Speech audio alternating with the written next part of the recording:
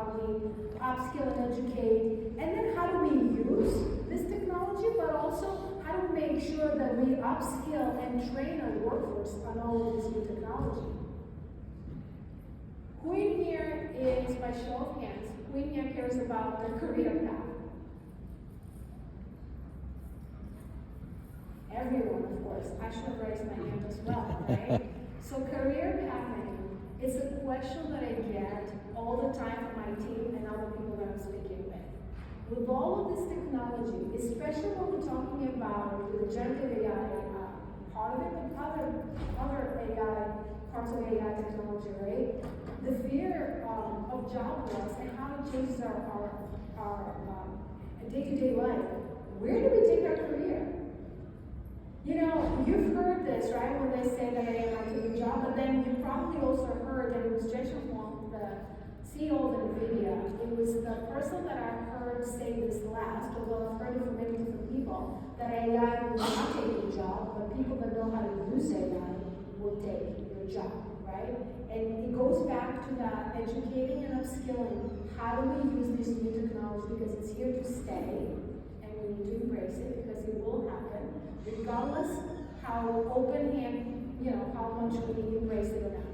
So, with that happening, and with jobs that were there before not being fully automated, the question exists, where do I take my career? How does this impact us? So here's a few things to think about. This is the practical how-to, right? And it starts, again, I'm thinking of it in 4 different categories: leadership, business value, investment, and governance. So leadership, and if you are in that position, or if you're in a position to influence, and everyone is a leader in their own right? You can be in that position or influence others. This will take being intentional about it. It will take a clear strategy and focus. What do we do with AI and the new versions, generative AI? What is our strategy? An AI strategy, it's an extension of the data strategy, and it really needs to be hand-in-hand with business strategy, right? So what does it really mean? We need to put in the time, the investment, and we need to be resilient with it, because as we were saying earlier, it drives that change. To drive the change in the organization, we really need to engage people. We need to leverage those best practices from organizational change management. And we need to explain to people and help them understand what is in it for them, right? To do the right, being empathetic about it. The team, Brooke and Brian and others have spoken about it earlier today. It's important. So it will take that resilience because it's not going to happen overnight. The business value is something that I'm afraid we underestimate. And we say business value a lot, right? You hear a lot of people say connected to business value. Well, what does that really mean? It means that we don't do AI for the sake of AI. That we start with understanding what is the business pain point or the business opportunity that we're trying to solve for. To do that, we need to be specific. Look at specific relevant use cases. And even after we find those, because, if you have people coming to you saying, I want to work on this use case, there's business value to this, it will help us. I tend to be in a shared function, so there's always, from the cross organization, so many requests, demands coming my way throughout my career. So how do we prioritize? And this is where also to do a better job with how we actually leverage the technology for the right purpose and the right use cases, we need to have a good way for how we prioritize what we work on first. And that means that we need to look at the impact, cost and benefit analysis, the risk of doing or not doing a particular use case, the return we're going to get on that investment, even the feasibility of it.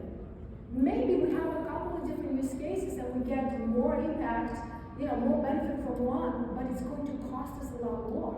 Maybe it's really not feasible right now. So again, in terms of how to, with all these implications, the more specific we get to be, and leveraging these practices of, hey, really, let's look at this thoughtfully and meaningfully, and not do AI for the sake of AI. This is how we're going going to be successful and resilient. So it will take investment in people and culture, because we want to invest in the right skills. Even if you are, let's say, in a leader position, surround yourselves with the right people. You know, every single product out there right now will tell you they're doing AI. Do you believe them? I'm sure they do. Now, what kind of AI? How much is that AI differentiated? Like I said, I spent 20 of my 30 years as an enterprise architect for enterprise architecture, so I know there's a lot of things that come to surface when you go under the hood and you start asking the right questions. So don't take it for granted. Surround yourself with the right people. Invest in the right skills. Be it architects, you know, be it engineers, be it people that can translate between the business functional side and the technology side, so that we can understand and get the right use cases and the right purpose and focus on the right things at the right time, right? You don't start with technology early on. You start with that business purpose and use case. So investment in people and culture, because like we said, it changes in the processes.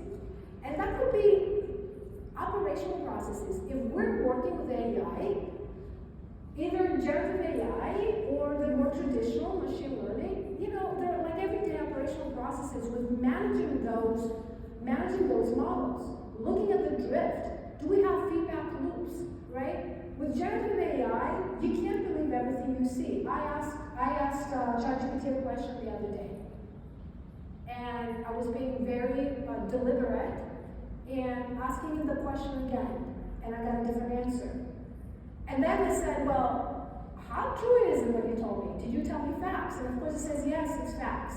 I said, well, give me the link to where you got that from. So I was really testing ChatGPT, and he gave me a link, and I went to it. And it was general. It wasn't at the answer to the question. So the whole human in the loop and investing in the process as well, that means that when we're deploying these things, we have the right skilled people to validate that we have some controls and checks, and we validate that we get it. Obviously technology, there's infrastructure, there's data, good data, that we're going to need to do this. And so governance, I tend to think of governance as enablement, because it's really there to enable us to go faster, to do better, to make sure that we're leveraging for the right thing, and it's a resilient solution that sticks, right? We're not saying back to the basics. Well, let me ask this question. Has anyone in here ever been in a meeting where you walked away after the meeting was done and you didn't know what was the next thing you were supposed to do? Who was supposed to do what? Or have you ever, something that happened and you told your, colleagues about it, but you were doing it, no, you were doing it. Anybody ever come across a situation like this? Lots of hands up, right? So when I'm saying back to the basics, I mean really, management 101. Who does what, when? Do we have clear roles and responsibilities? What are the ways of working? How do we communicate? Do we communicate enough with each other at the right time, right? Data and AI governance. Again, AI runs the data. So leverage the best practices that are already out there in terms of data management and data governance.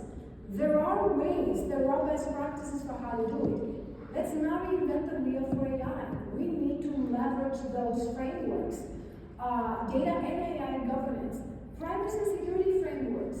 With the ethics, with the privacy concerns, with security concerns, we really do need to make sure that we put some right guardrails so that we don't get ourselves in trouble, like the use case, the example that we talked about, right? With people letting out proprietary information. I'm sure you heard this other use case as well. The lawyer that actually cited a use case that got from generative AI, but it was all made up, it was hallucinated. Now, before I tell you the usual traps, let me just give you another little example about hallucination. Is anyone in here that does not believe in hallucinations?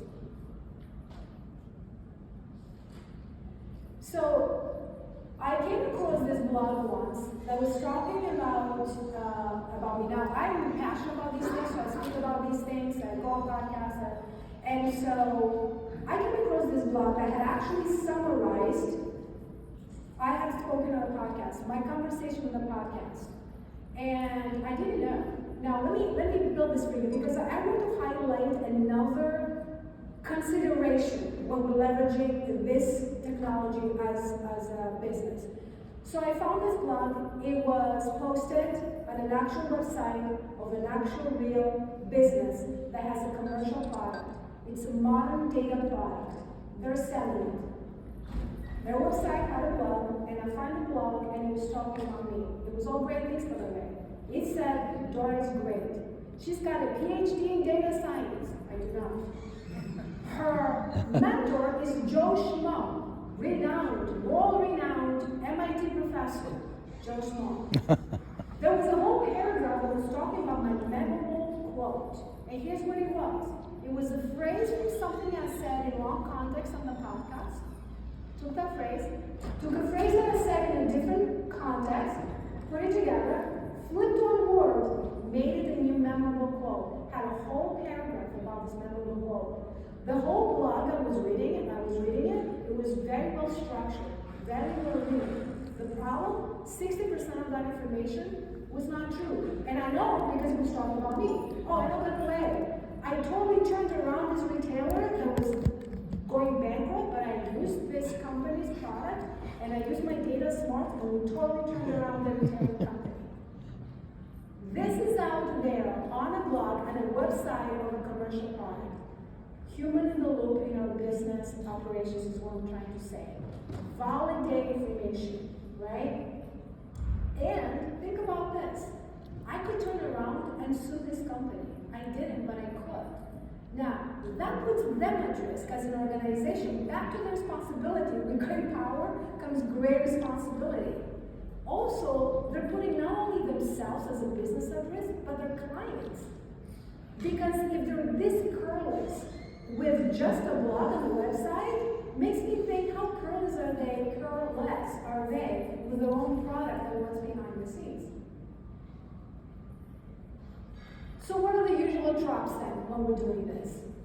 Well, first of all, inflated expectations. AI, generative AI too, it's no silver bullet. There's no magic box, there's not one size fits all, right? And go back to what I said earlier. Let's not do AI for the sake of AI. That's actually the third bullet. So it's not about the tech, and it's not about AI, and it's not about the data either. It needs to go back to very specific business value. We're undervaluing, that's a trap, we're undervaluing the significance of data. It runs on data. Like the hallucinations, right? So even if we train it, are we labeling our information? Do we use inclusive data sets? Do we use diverse data sets, right? Do we have some controls and guardrails in place to make sure that we manage, I don't know